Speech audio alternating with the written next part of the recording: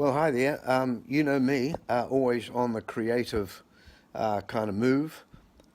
Um, I've been thinking about this for a little while. We're still finishing off the sixth album, two songs to go still, and just waiting for two guitar files from Adelaide, Steve Wilson, etc. But meanwhile, I turned 77 in December last year. And so I've had this thing, sort of this idea of a podcast of stories under sort of like a label of 77.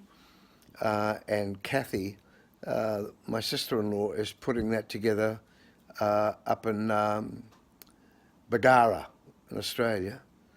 Meanwhile, we'll probably call the podcasts, have a title called First Whack, which means the first time I did something. And so it takes me back to a few years ago where we had the V8 with a Monaro dash. We were living on the shore, obviously, North Shore. And I said to the boys, to the three sons, Jared, Joseph and William, should we do a mission? Should we do a road trip? Yeah, let's go. So we packed the car, minimal, absolute minimal, and we headed off north, heading for Kaitaia. Wonderful trip on the way up, lots of laughs, lots of stories, and we got up to Kaitaia, and we must have kind of slipped away off to the side somewhere, and found ourselves in a hohora, where we had friends from way back, the Perinis. And so we called into their house, of course, and nobody was home. House was completely open. So we shot through there and had a wander around their property. And then we headed for the 90 Mile Beach in the V8, cruising through. And it was coming back from 90 Mile Beach through the forest, on the sort of sandy path through the forest, which was an incredible kind of vibe. Forest, both sides, a bit like being in the French Resistance, hiding out in the forest. Anyway, we were ambling through the forest, and one of us looked out of the right-hand window of the car,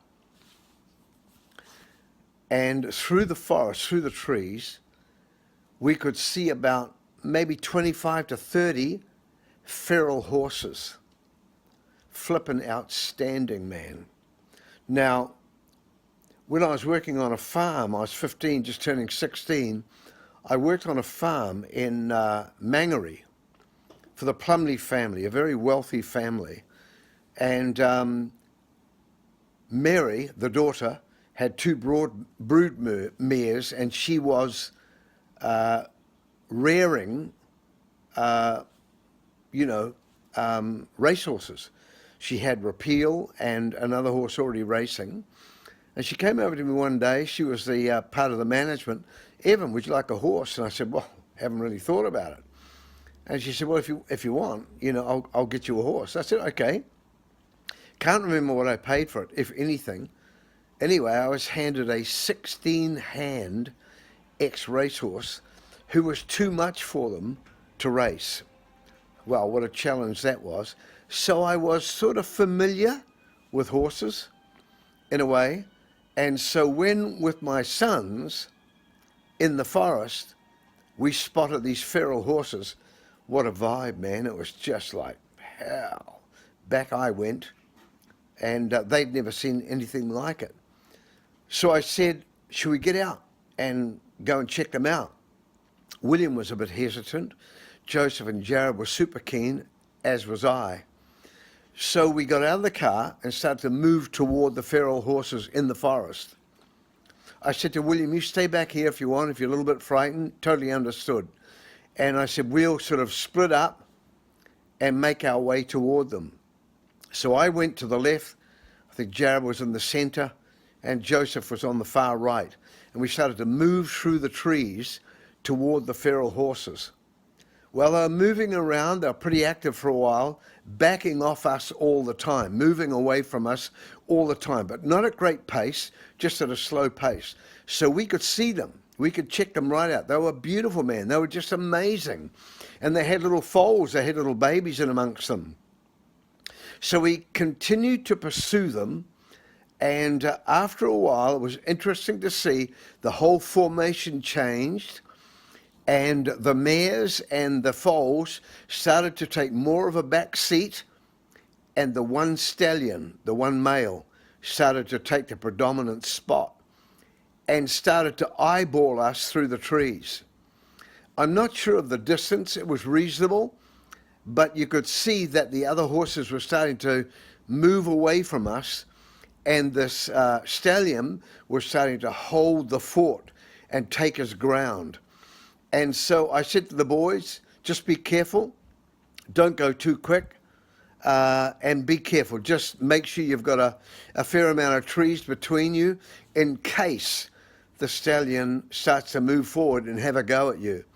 And so we continued to slowly move forward, and then we saw a whole change in the stallion's persona and behavior. And as we got closer, he started to stamp his right foot in the ground and started to gently, just kind of come a bit closer, starting to move forward toward us. And so we hung around for a while, and then I said to the boys, let's just leave them. It's their privacy, it's their right, it's their forest. We're strangers here, we're the foreigners here. And so we started to move back. And as we moved back, the stallion started to calm down, and we could see that he started to move in amongst the other horses, and they started to prepare themselves to move off into the distance, as did we. But I tell you what, it's an experience that has stayed with me ever since. The moment that we were confronted by and moved toward a whole bunch of feral horses in the forest way up north, around about Hohora, in between Hohora and 90 Mile Beach. That's going to be the first story, and I'll call that one the first whack. See ya, Evan Silver.